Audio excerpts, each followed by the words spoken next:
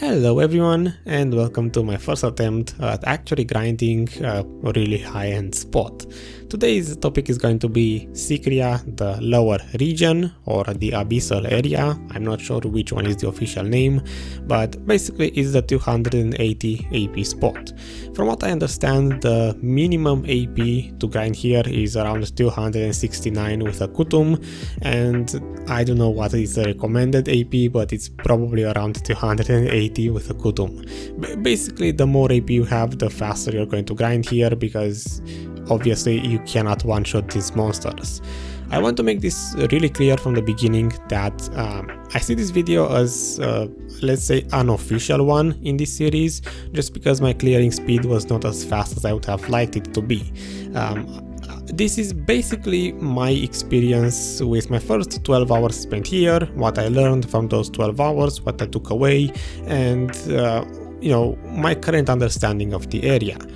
I don't want people to consider this video as an official guide or a normal review, just because I do not really meet the, let's say, minimum requirements in terms of clearing speed, at least in my opinion. You will see throughout the video, and maybe I'm wrong, maybe my clearing speed for my current gear score is probably decent, I don't know. So I'm going to begin first with how you get here, in case you never heard of Sycraia. Basically, from Velia, you take the Griffon, at least that's what I did, because I didn't want to bring the boat with me. You take the Griffon and you go to Ilia Island. From Ilia Island, you go all the way to the back of the island, and you swim to Sycraia. You will see it on the map, or if you didn't discover the area on the map, you can see it in the video. Once you reach, let's say, close to being on top of the Sycraia region, you just press escape, and you will be teleported inside immediately. You don't need to bring any breathing potions or something like that. You just enter by pressing escape. I hope this works for console players as well, but that's how it works on PC. Before we get inside, I should probably show you my current gear and crystals and all of that, because I did die a couple of times, I did change a couple of crystals, so maybe that will give you an idea of how my armor and crystals look like currently. I do know, at least from the 12 hours, I learned that I do need to replace some stuff here and there. Once I got inside, I realized two things. First of all, I'm surrounded by monsters, so I should probably start moving, because compared to Akman or Histria, here you don't really get teleported in a safe area, or safer, let's say, without monsters. And secondly, this place actually looks pretty nice. It's actually a very, in my opinion, a very beautiful area. You can actually swim around and all of that. Still, I started my first hour by grinding a random rotation just to get a feel for the place and see if I can actually grind it, because usually my first hour or my tests are just simply me trying out the spot, and then after 1 hour I decide if I want to make a video for that area, spend the 10 hours, or if I don't want to do that. In this case, after only 7 minutes, I dropped my first Tungrad ring. I should point out I'm grinding with a normal loot scroll, a Kamasir blessing, and in quotation marks, the Arsha server, because currently we have the 50% drop rate event, which is basically the same buff as the Arsha server.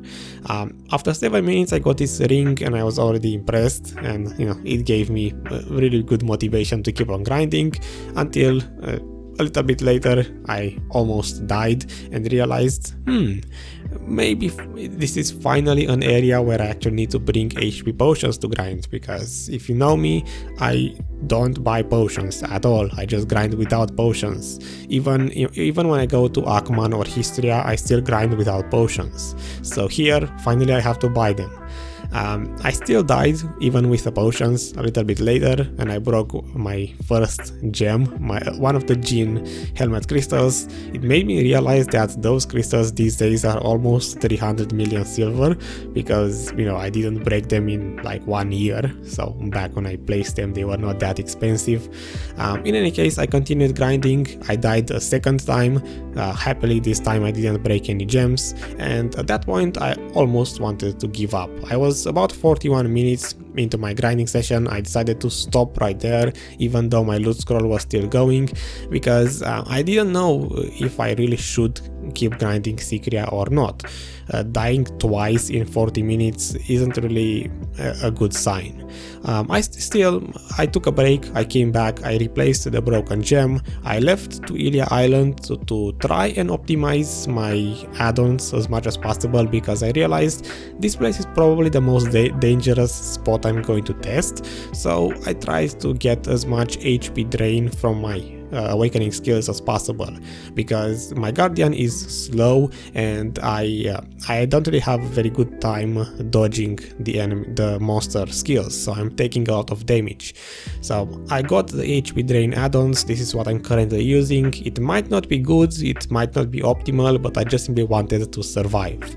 I started my second hour. This time I discovered the first rotation that I stuck to.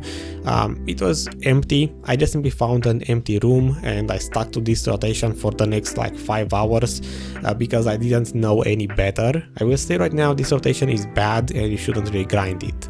Still, on this second hour, nothing really exceptional happened. No ring drops, no deaths. So moving on, we have the third hour. For this one, I basically realized maybe I should start using as many elixirs as possible just to increase my survivability. So I started to use calc elixirs for that extra 15 damage reduction and some HP, and I got my second Tungrad ring made from a black shard and a red shard. Fourth hour, I should mention, second and third hours were around 2,700 trash per hour as my clearing speed, so already you can see it wasn't that good. Fourth hour, it increased to 2,800 trash per hour, so a little bit faster. I tried to change the calc elixir for the perfume, for the AP elixir, and it really wasn't a good decision in my opinion, because I died. This is the third death. Again, nothing broke in terms of gems, so that was pretty nice. I got a red shard, I made the third Tungrad ring, so it was already looking pretty nice in terms of the Tungrad ring drop here seems to be really good. Maybe it's because of the event, but I still think it's really high compared to other places. 10 minutes later, after the third death, I died a fourth time, and at that point I said, you know what, I'm going to stick to the calc elixirs for the damage reduction and not the perfume, because at least with that one I'm not dying. Fifth hour, I was still on this rotation. On this one I got 2,900 trash, so I'm getting slightly faster and faster, getting used to the area. I dropped a black shard, I made the fourth ring, I dropped a ring which was the fifth one as a ring itself, so basically in this hour I made 2 Tungrad rings. It just goes to show that the ring drop rate here is actually way higher than I was really expecting to see. Even in other places, usually you see the rare item dropping once every 2 or 3 hours. Sixth hour was the last one on this rotation. For this one I actually attempted to test experience, but then I gave up because, today I know that my clearing speed is not really good enough to recommend an experience number, so I dropped that idea. But still, this was the last session on this rotation, because after this I decided that maybe I should start looking for other rotations. I finally started to search for some information about this place, and I learned that there are 3 different types of towers that exist in this dungeon, and out of those 3 types of towers, one of them and only one of them applies the attack speed and the casting speed debuff. And basically the reason why this rotation, the first one, was empty for so long and nobody grinds it is because it's full of those attack speed slow towers. I did try to kind of manage the attack speed debuff on my first 6 hours, in this first rotation, because I didn't know any better. I thought that every single tower in this area applies that debuff and I should somehow try to block it or to kite it, just simply I thought that it's normal to get the attack speed debuff. I started searching around. I met a guardian. He said, I asked him and he said that he's getting around 4,000 trash per hour clearing speed. So that already told me that my 3000 versus his 4000 is actually pretty slow. I met another guy who also said he's clearing at 5000 trash per hour, but that seems a little bit too high for me to be believable. Maybe he has just, I don't know, a broken class for this place or insane gear, I don't know. I finally found the repair NPC in this place, which you can easily find by just pressing escape, you know.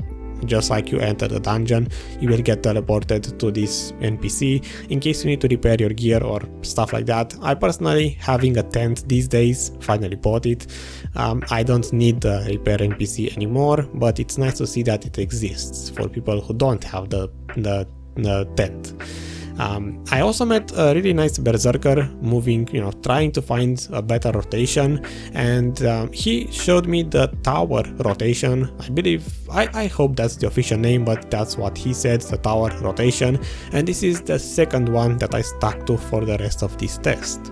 The berserker said that he's clearing at around 3,900 trash per hour, so that seemed reachable in my eyes, and I figured maybe if I emulate what he's doing on this rotation, and if this tower rotation doesn't have those attack speed slow towers, maybe I can also pull that close to 4,000 trash per hour. He also said he doesn't have a Blackstar weapon, just like myself, so maybe it was doable. I started grinding the hour 7 on this new rotation. I dropped 2 red shards, made the 5th ring, and I also died for the 5th time, only 14 minutes into the test. At the end of this hour, I got 3,400 trash, which was already looking pretty good. You know, it's getting close, it's getting higher and higher. I'm slowly understanding how to grind here, maybe how to pull better, I don't know, or just how to rotate skills, maybe. Next hour number 8, this was, in my opinion, the saddest session I had, because even though so far I died 5 times, in this hour I died for the 6th time, only 5 minutes into the test, and I finally started breaking crystals again, because so far I was kind of, I guess, RNG carried with not breaking my gems. A little bit later, basically 5 minutes later, I died again, the 7th time, and I believe I also broke another gem at that point. And I realized I didn't have the Villa buff. This basically told me that in this place I should never forget to pick my Villa buff from my tent, because the extra damage reduction from that Villa buff is what is keeping me alive. I made the 6th Tungrad ring, so far it's not 1 ring per hour. I made 6 of them in 8 hours, but it's still really good. Next up, 9th hour, I started to replace those broken crystals. On the previous hour I continued grinding without those broken crystals, so that one was kind of a slow session at around 3,100 trash. But on this one, after I replaced the crystals, I decided to go for the damage reduction Cobelinus for my chest, and I think once we get the item to remove one of the crystals for my helmet, I'm just going to completely ditch every crystal that gives me evasion, basically, because that's useless, and just simply go for a 2nd damage reduction Cobelinus in my armor later on. Also, I learned that maybe one way to improve my clearing speed would be to replace my Libers when I get a chance, because the Gene Vipers there are quite expensive. To get the extra 24 accuracy, get a 2nd Elcar crystal in my main weapon and another 12 accuracy. That's 36 accuracy that I can easily get by replacing a crystal and getting Bhegs, and I'm pretty sure that's going to make a difference in my clearing speed. On top of that, if I get a Bhegs+Blackstar, maybe that's what I need to get to 4,000 trash per hour. On hour 10, I made yet another Tungrad ring, 3,500 trash per hour clearing speed. Hour 11, on this one I forgot that my Kamasil blessing expired, so this is the only session in this test that doesn't have the Kamasil blessing. Still 3,500 trash per hour clearing speed. I got a black shard, but no Tungrad this hour. Hour 12 was the last one, because I finally reached the point where I used my last loot scroll, the normal ones, for my inventory, and now the only ones left are the ones on my Pearl Shop inventory. So I guess it was a nice moment to just end this entire test after about 11.5 hours. So hour 12 was only 50 minutes because I died again the 8th time, and this time it's because I believe night time started. I'm pretty sure on one of the previous sessions I also died because I made the mistake to grind during nighttime when monsters have higher damage. So because nighttime started, I just simply wanted to stop and not risk breaking any more of my crystals. That's why it's only 50 minutes. And that's basically it, the entire grinding experience. I started searching for a rotation after that because up until now I just used the maps to teleport outside, and after searching for like 15 or 20 minutes I just simply couldn't find the exit to this place. I don't know where the exit is, so I just went back to using once again a map to teleport to Ilia Island. I also summoned one of those scrolls, the ancient creature scroll that you make, the one that you can summon once per week, just because I wanted to see what I get in terms of drop rates from that one. It's just a quest, you don't even have to summon or fight a boss, you just simply pop it open and it automatically completes itself. And then I went back to Velia and decided that this was a very interesting experience. I learned a lot from this. I know that next time I'm going to return here I will definitely try to get higher accuracy, maybe get a Bhegs+Blackstar, and just leave this video as a form of my first impression of the place. I made a decent amount of money, but I feel like I still have a lot of room for improvement. In terms of my money per hour breakdown and the actual Excel file, because there's always one in this series, I still made it. It's still in the same tab as the other spot breaking spreadsheets. And let's talk about it. So these are the pictures with what I got from my 11.5 hours. I got 9 Tungrad rings in total. I got quite a lot of these black magic crystals, which is pretty nice because there are about 5 million silver each. The blackstone drop rate is decent. I got 3 leftover black shards. Of the red shards turned into Tungrad rings. The Khafras are not a very good drop rate. The dust drop rates are decent. You can see here the breakdown individually. From the trash alone and other stuff that gets sold as trash item, I made about 58 million silver per hour, which is not bad, but again, still quite a lot of room for improvement.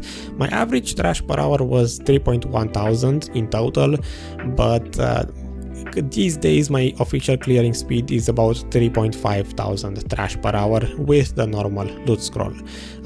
This is the trash breakdown per each individual hour. You can see I did improve quite a bit, going this up until here, up until the 6th hour. This is the first rotation, the bad one, and then from here I moved into that tower rotation, and that's why my clearing speed got up. The first hour is really bad because I was just simply testing the place to see what I could grind, so maybe that's why the average went down so much. The black magic crystals, as I said, you get quite a lot of them. Here are the breakdowns in terms of how many you get per hour. Blackstones, about 50 of them in total per hour. Khafra stones, 2.3 average per hour, so again, not amazing, but at least the dust drop rate is decent at around 19 per hour on average. I still valued the map pieces, even though these don't really sell to the marketplace, and also the little bit of items that I got from summoning these ancient creature scrolls.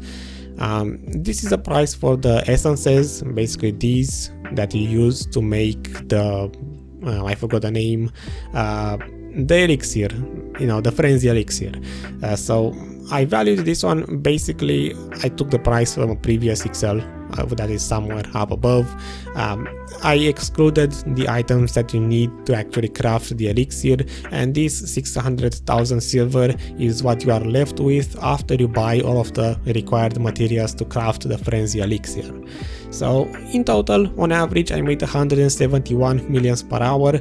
Even though my clearing speed was really bad, or at least let's say subpar, I'm still making the most money on this series. The point of this was supposed to be for me to try to find the best spot where I can make the most money per hour. And funny enough, Sycraia is still the best money per hour that I got in this series at 171 millions, even though again I'm clearing at subpar clearing speeds. So definitely Sycraia, the lower region, is one of those areas that you must grind once you have the gear score for it, because it's miles ahead of anything else. Maybe Star's End is going to be similar, I don't know. I'm planning to move into Star's End next because I learned something from Sycraia.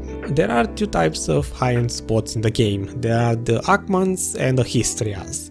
Basically, Akman is an area where monsters can get knocked down and you get a lot of extra damage from having down attacks, which Guardian does have.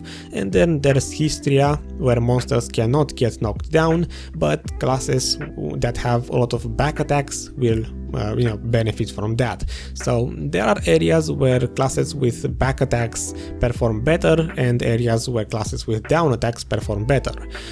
Sycraia, in my opinion, is basically Histria, where monsters don't get knocked down but you can do back attack to them.